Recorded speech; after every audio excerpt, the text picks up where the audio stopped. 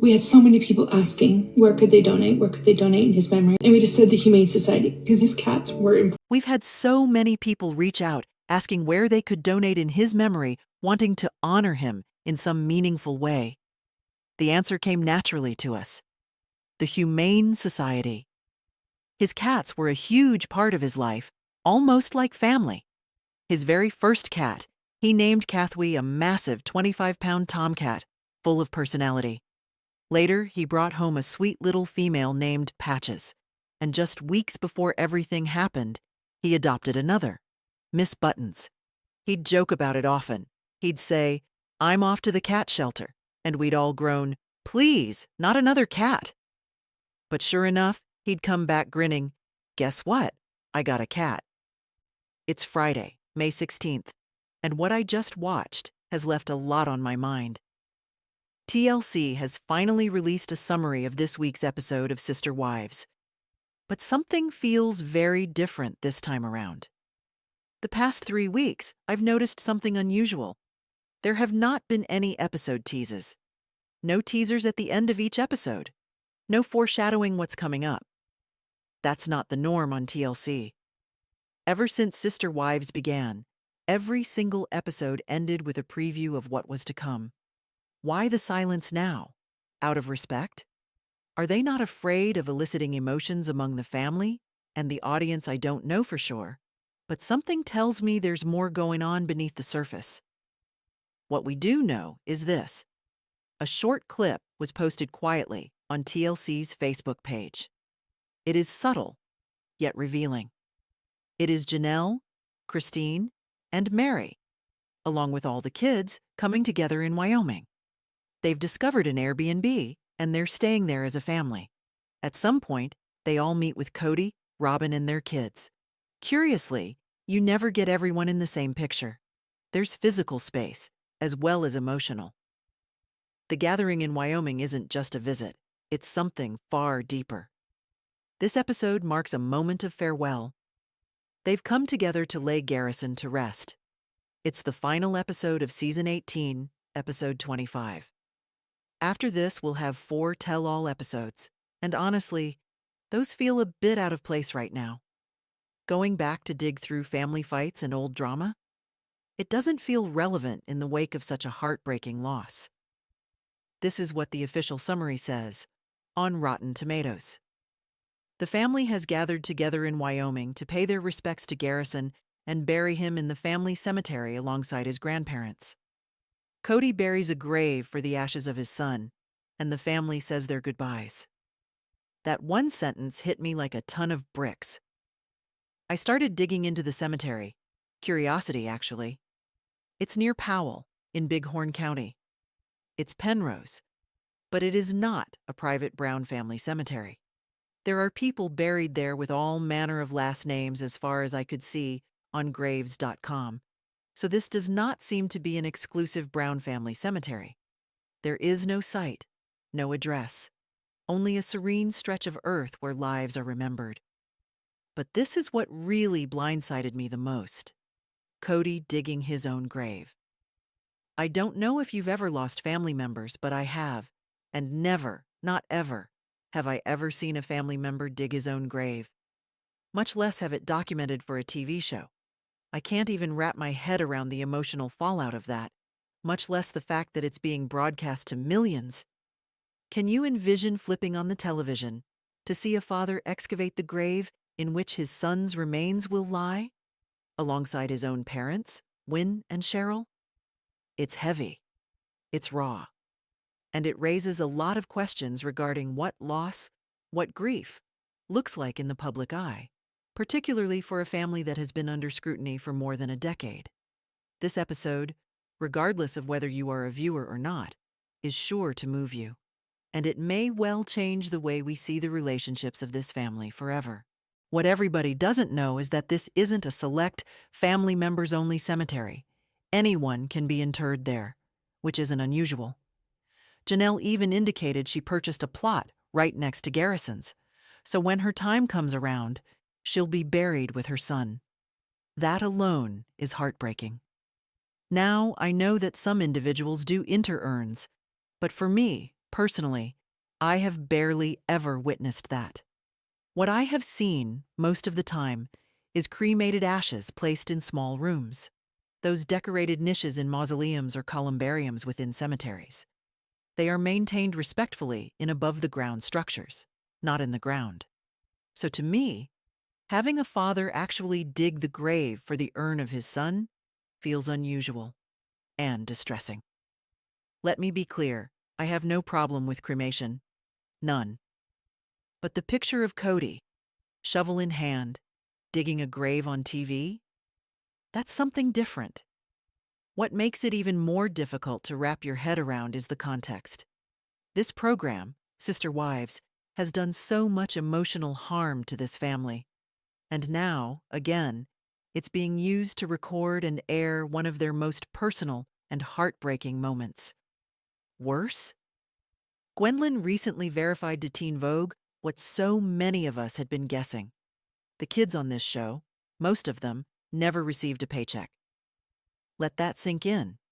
The kids who are appearing in these emotionally intense storylines aren't compensated for their time. Sure, perhaps travel is compensated. Perhaps they get to stay in a rented Airbnb for a few days. But this ain't no high-end vacation. This is Wyoming. This is grieving. And this is a task none of them signed up for. So when I look at Kody digging this grave, I am left thinking, is it about being respectful towards his son? Or is it something else for the cameras? And I recalled something else. Some time back, Kody buried a dog in their backyard in Lehi. I've recalled that picture, and now I'm witnessing history repeat in a way that makes my stomach churn. Because however you slice it, this is a spectacle. This is TV. And it's being sold to ratings. It's hard not to question. Would Garrison have approved of this? His final text messages were filled with pain, with bitterness at the way that this show treated him. He vented about production. He made it clear how manipulated he was. And now look where we find ourselves, viewing his memory as the next episode, the next cliffhanger, part of the family drama for the masses to observe. Think about it. When you're with Kody, whether or not you like it isn't important. If you're in his life, you could be a storyline. Your name, your fight, your grief. It's all up for grabs. That's the danger of this family's dynamic in the public eye. No one is off limits. And for most of the adult children, that's the worst part of all. Silence is not even protection. But in the midst of all the sadness and hype, something beautiful did happen.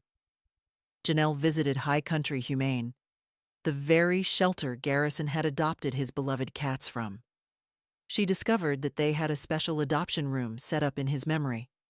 Folks had donated generously. Well over $25,000 raised in his name. That money didn't just sit idle, it changed lives. Assisted by the benevolence of strangers who were touched by his story, adoption fees were waived. Dozens of cats, 25 as many as 35, gained forever homes within a span of a month. Families who could not adopt because of expense suddenly could. All because of Garrison's legacy and the benevolence credited in his name. We even now have a cat adoption room named after him, featuring a plaque to commemorate his memory and love for animals. All three of his cats, Kathwy, Patches, and Miss Buttons, were adopted from High Country Humane. And now, thanks to your kindness, more cats are being rescued and homed every week. That's how it would have been told had Garrison gotten his way. Not a funeral brawl over footage, not a TV grave, but love, compassion, legacy. That's how we have to remember him. Since Garrison passed away, over $25,000 has been given to High Country Humane in his memory, money that has gone directly towards saving the lives of dozens of cats. The donations have assisted in giving animals in need of medical care the attention they require, and many have gone on to adoption. And now, as a result of that outpouring of support, a shelter room has been named in honor of Garrison. All three of his cats, Kathwy, Patches, and Miss Buttons, came from that same humane society. And to me, that is a way to honor someone's memory. If the show needs to document the life of Garrison, let it highlight what mattered to him most, like his immense love of animals. Garrison was not an accidental pet owner. His cats were his kids. He had a heart for the overlooked, for the thrown away. He was a rescuer, a believer in saving. And if you've ever saved an animal from a shelter, you know what a commitment that is. Rescue animals typically carry baggage. They have the scars of rejection. And yet, Garrison welcomed them with open arms, willing to give them patience, love, and a forever home. That's who he was. So when Janelle visited High Country Humane and made that adoption room possible in his memory, it felt appropriate. It felt respectful. It honored his spirit without capitalizing on his pain. It wasn't about his death. It was a celebration of what he had left behind that was good. And then, in pretty stark contrast, we have what the show is going to air: video of Kody digging his own son's grave. When we buried my mother-in-law, it was private, sacred. I cannot imagine the cameras being there, taping every tear, every final goodbye, and broadcasting it to the world. Those last moments, laying flowers down, saying goodbye, maybe even tossing a handful of dirt on the grave, are so personal. They are not for public entertainment. So to see this event, this sacred goodbye, being turned into television, it's disconcerting. And to see Kody, a dad who wasn't emotionally present for his son during his life, now digging his grave for the cameras, that feels exploitative. It feels like another attempt to save an image, more than to actually honor a life lost. Let's get real. Kody has a history of performative grieving. He once buried a dog in the backyard years back and turned it into a sob-fest moment on the show. And now it's as if the same playbook is being trotted out. Only now it's his son, and the stakes are astronomically higher. Meanwhile, Gwendolyn has spoken out. The kids were never paid for their appearances on Sister Wives. Most have been pulled into this lifestyle without pay, and certainly without a choice. And now they're being called in to film this episode, to publicly grieve for someone they loved, not because they're clamoring to, but because they have to. Because if they don't, someone else will tell the story in ways they cannot dictate. What option do they really have? This is not a holiday. This is not closure. It's emotional labor, broadcast to the masses, and commodified. And the show has yet to use this tragedy to shine a light on mental health awareness, suicide prevention, or emotional warning signs. They have not given audiences support resources. They have not started a dialogue that would save a life. That is what this storyline could have been used for. That would have been the responsible, compassionate thing to do to turn pain into purpose. But instead, it's just another episode, another cliffhanger, another headline. To me, this is unconscionable. It sounds like a betrayal, not just of Garrison's memory, but of the integrity that this situation deserved. And it's hard to believe that all the adults in this family are really okay with it. If they are, it says a lot about all of our willingness to prioritize ratings over dignity. I'd love to hear from you. Am I out of line here? Let's talk about it in the comments. And if this video resonated with you, please give it a thumbs up. It really helps. If you haven't done so, please subscribe to the channel and ring that bell so you're notified whenever I post. Thanks so much for watching. See you next time.